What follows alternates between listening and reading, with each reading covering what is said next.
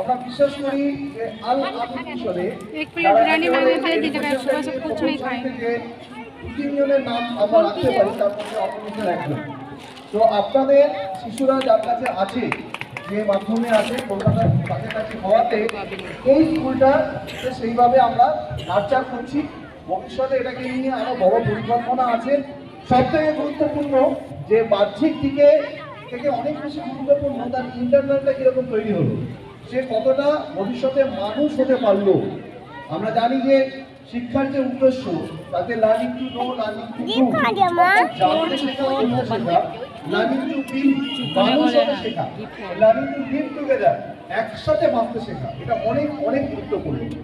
সেই জায়গাটাকে আমরা চেষ্টা করছি। পাশাপাশি আধুনিক যে যুগ, সেই যুগে অত্যন্ত গুরুত্বপূর্ণ ইংরাজি। বাংলার পাশাপাশি ইংরাজিতে কথা বলার জন্য আমরা